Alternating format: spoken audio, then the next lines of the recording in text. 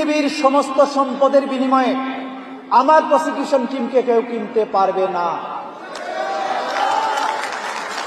প্রত্যেকটি হত্যার দায়ে একবার করে মৃত্যুদণ্ড হয়, তাহলে 1400 মানুষকে হত্যার দায়ে অন্তত 1400 বার মৃত্যুদণ্ড হওয়া উচিত। বাংলাদেশের অন্তর্বর্তী সরকার শপথ নেওয়ার পর থেকে বিচার ব্যবস্থায় যে পরিবর্তনের সুযোগ সৃষ্টি হয়েছে, সেই সুযোগ কাজে লাগিয়ে নায়ক বনে গিয়েছেন চিফ প্রসিকিউটর তাজুল ইসলাম।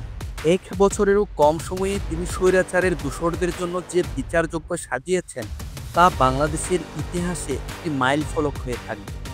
জামায়াতের রাজনীতির সঙ্গে সংশ্লিষ্ট হওয়ায় তাজুল ইসলামকে নিয়ে অনেকেই সমালোচনা করেন, তবে এই মানুষটাই আওয়ামী লীগের ঘুম হারাম করেছেন। শেখ হাসিনার বিচারিক কার্যক্রম তার হাত ধরেই শুরু হয়েছে। এবার তিনি হাত দিয়েছেন এমন এক জায়গায় যা করতে অন্য আইনজীবীরা 100 বার ভাববেন। সামরিক বাহিনীর ভিতরে যেসব কর্মকর্তা গুম ও খুনের সাথে জড়িত ছিল, তাদের বিরুদ্ধে গ্রেপ্তারি পরোয়ানা জারি করেছে আদালত। নজিরবিহীন এই ঘটনার পেছনের নায়ক তাজুল ইসলাম।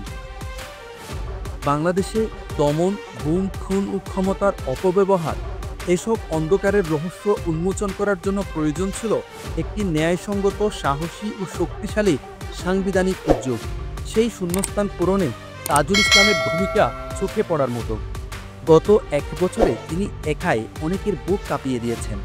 বহু ক্ষেত্রে সেনাবাহিনী, আইনশৃঙ্খলা বাহিনী ও রাজনৈতিক শাসক গোষ্ঠী যারা ক্ষমতার আশ্রয়ে গুম ও জুলুম করতেন, তাদের বিরুদ্ধে বিচার শুরু করার পথ তৈরি করেছেন তিনি। বিশেষ করে সেনাবাহিনীর ভেতরে যারা গুম ও খুনের অভিযোগে অভিযুক্ত ছিলেন, তাদের বিচারের আওতায় আনার উদ্যোগ নেওয়া হয়েছে। এই উদ্যোগ শুধু আইনগত প্রক্রিয়া চালু করার জন্যই নয়, এটি ছিল একটি শক্তিশালী বার্তা। সম্প্রতি 15 জন সেনা কর্মকর্তার বিরুদ্ধে গুম, খুন, নির্যাতন ও মানবতা বিরোধী অপরাধের অভিযোগে গ্রেপ্তারি পরোয়ানা জারি করা হয়েছে। মন্ত্রণালয়ের পক্ষ থেকে একটি ভবনকে সাময়িক কারাগার হিসেবে ঘোষণা করার সিদ্ধান্তকে নিয়ে স্পষ্টভাবে চ্যালেঞ্জ করেছেন তাজুল ইসলাম।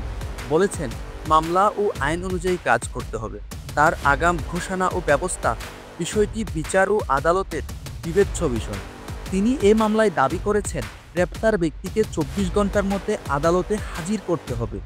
এটি সংবিধান, ট্রাইব্যুনাল আইন ও ফৌজদারি কার্যবিধি অনুযায়ী বাধ্যতামূলক। এছাড়া তিনি স্পষ্ট করে বলে দিয়েছেন, আদালতের নির্দেশনা ছাড়া সরাসরি কাউকে সামরিক কারাগারে পাঠানো যাবে না। এসব বক্তব্য শুধু বিবৃতি নয়, বিচার প্রক্রিয়া এবং মানুষের মৌলিক অধিকার রক্ষার দৃষ্টিকোণ থেকে অত্যন্ত গুরুত্বপূর্ণ ভূমিকা রাখে। আবু সাঈদ হত্যাকাণ্ডের মামলায় তাজুল ইসলাম উদ্বোধনী যুক্তিতে বলেছিলেন যে, হত্যাকাণ্ডটি একটি গ্রামে বা একটি এলাকায় সীমাবদ্ধ নয়, এটি ছিল সারা দেশের কাছে একটি চ্যালেঞ্জ এবং জনগণের নীরব প্রতিরোধের ইতিহাস। এই ধরনের মামলায় সাহসের সঙ্গে বিচারপতির সামনে, দেশের জনগণের সামনে ও অদৃশ্য শক্তির তোয়াক্কা না করে কথা বলার মানসিকতা তিনি প্রদর্শন করেছেন। নতুন করে একটি প্রেক্ষাপট তৈরি করেছেন যেখানে কোনো উচ্চ পদমর্যাদার ব্যক্তি আইন থেকে আর মুক্ত থাকবে না। তাজুল ইসলাম জন্মগ্রহণ করেছেন 25 মার্চ 1973 সালে। জামালপুর জেলায় একটি সম্ভ্রান্ত পরিবারে তিনি বেড়ে উঠেছেন। তিনি রাজশাহী বিশ্ববিদ্যালয় থেকে আইন বিভাগে পড়াশোনা করেছেন। তার পেশাদার আইনজীবী জীবন শুরু হয় 1998 সালে এবং তিনি 1999 সাল থেকে সুপ্রিম কোর্টে আইনজীবী হিসেবে তালিকাভুক্ত হন। চিফ প্রসিকিউটরের দায়িত্ব গ্রহণের আগে তাজুল ইসলাম বেশ কিছু বিতর্কিত অনেক দাপট মামলায় আইনজীবী হিসেবে কাজ করেছেন, বিশেষ করে আন্তর্জাতিক অপরাধ ট্রাইব্যুনাল। তিনি জামায়াত ইসলামের নেতাসহ যেসব কার্যক্রমে অভিযুক্ত ছিলেন তাদের পক্ষে আইনি সেবা দিয়েছেন। 7 সেপ্টেম্বর 2024 সালে অন্তর্বর্তী সরকারের উদ্যোগে তাকে আন্তর্জাতিক অপরাধ ট্রাইব্যুনালের চিফ প্রসিকিউটর হিসেবে নিয়োগ দেওয়া হয় এবং এ পদে নিয়োগের মাধ্যমে তিনি অ্যাটর্নি জেনারেলের সমমর্যাদা পান। তাজুল ইসলাম নিজেকে শুধু আইনজীবী হিসেবে দেখেন না, বরং ইতিহাসের সাক্ষ্য বাহক হিসেবেও দেখেন। সাক্ষী হিসেবে তিনি আদালতে বলেন, আমি শুধু একজন আইনজীবী নই, আমি ইতিহাসের এক রক্তাক্ত সময়ের সাক্ষ্যবাহক। একইভাবে তিনি একটি ব্যক্তিগত, নৈতিক ও সামাজিক দূরত্ব মেনে চলেন, যে বিচার শুধু একটি আইনগত প্রয়োগ নয়, ইতিহাস ও মানবতার সঙ্গে যুক্ত একটি দায়িত্ব।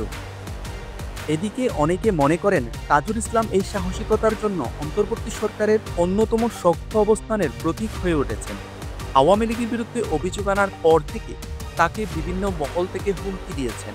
কিন্তু তার অবস্থান থেকে একচুলও সরে যাননি তিনি বারবার বলেছেন, বিচার মানে প্রতিশোধ নয়, বিচার মানে যে অন্যায় করেছে সে যেই হোক তার জবাবদিহিতা নিশ্চিত করতে হবে। তবে তাজুল ইসলামের অতীত রাজনৈতিক পরিচয় নিয়েও আলোচনা আছে। তিনি একসময় জামায়াত ইসলামের পক্ষের আইনজীবী হিসেবে আন্তর্জাতিক অপরাধ ট্রাইব্যুনালে কাজ করেছিলেন। তখন তিনি জামায়াতের বেশ কয়েকজন শীর্ষ নেতার মামলায় প্রতিরক্ষা দলের সদস্য ছিলেন। পরবর্তীতে তিনি আমার বাংলাদেশ পার্টি বা এবি পার্টির সঙ্গে যুক্ত হয়ে যুগ্ম আহ্বায়ক হিসেবে দায়িত্ব পালন করেন।